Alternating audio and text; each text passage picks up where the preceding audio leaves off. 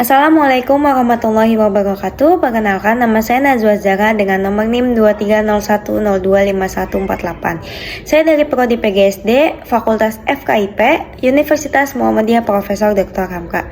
Di sini saya akan melakukan percobaan berupa hukum Archimedes. Sebelum kita lanjut ke percobaan, sebelumnya izinkan saya menjelaskan pengertian hukum Archimedes. Hukum Archimedes adalah sebuah benda yang dicelupkan sebagian atau seluruhnya ke dalam zat cair yang mengalami gaya ke atas sama dengan berat zat cair yang dipindahkan oleh benda tersebut. Oke, sebelum memulai percobaan, saya akan menjelaskan alat dan bahan yang akan kita butuhkan. Yang pertama ada 3 butir telur, lalu ada garam, dan 3 buah gelas. Oke, setelah menyiapkan alat dan bahan, selanjutnya masukkan air ke dalam 3 gelas yang sudah disiapkan sesuai dengan takaran gelas yang ada. Oke, setelah masukkan air ke dalam 3 gelas yang sudah kita isi, maka percobaan pertama kita coba dengan tanpa garam terlebih dahulu. Oke, percobaan pertama kita masukkan telur ke dalam gelas yang tanpa diisi oleh garam. Oke, percobaan kedua, kita masukkan garam terlebih dahulu, sekitar 2 sendok saja, sedikit, lalu kita aduk sampai rata. Oke, percobaan kedua, sebelumnya kan tadi telur sudah dimasukkan ke dalam air tanpa garam. Selanjutnya kita bikin telur ini mengapung setengah ke sini. Oke, kita masukkan air terlebih dahulu. Oke, lalu kita tambahkan garam. Ini setengah. Oke, lalu kita aduk-aduk sampai garamnya merata. Kita bikin telur ini mengapung setengah. Oke, telur ini sudah mengapung setengah, tidak sampai atas. Oke, yang ketiga, ini sebelumnya kita sudah beri garam. Kita tambahkan garam lagi, kita aduk-aduk lagi hingga merata. Garam yang lebih banyak membuat telur naik hingga ke ujung air ini.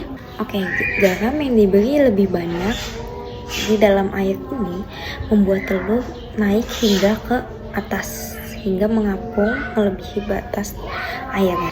Oke, saya akan menjelaskan satu persatu hasil percobaan kita hari ini. Yang pertama, pada saat keadaan air hanya dengan telur, maka keadaan telur akan tenggelam hingga ke bawah seperti ini. Oke, yang kedua, pada saat diberi sedikit garam, keadaan telur berubah menjadi mengapung, tetapi mengapungnya hanya setengah di tengah-tengah seperti ini. Oke, yang ketiga, pada saat diberi garam lebih banyak, maka keadaan telur mengapung lebih tinggi hingga ke ujung di atas ini. Berbeda. Oke, dari ketiga percobaan ini dapat disimpulkan ini yang dapat kita lihat sangat berbeda. Mengapung antara satu sama lain, tetapi jarak mengapungnya sangat berbeda.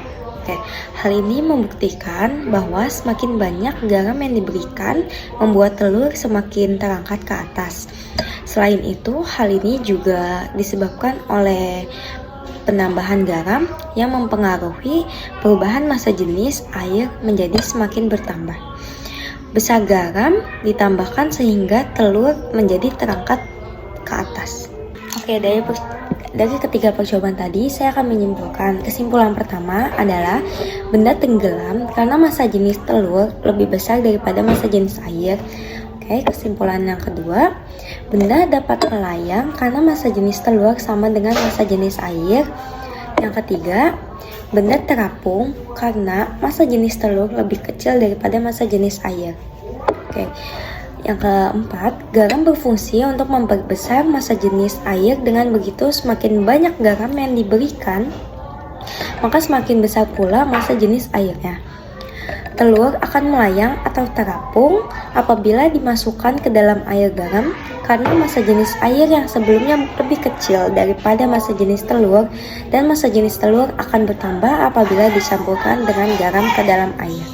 Oke, sekian percobaan dari saya. Semoga bermanfaat bagi yang menonton. Kurang lebihnya mohon maaf.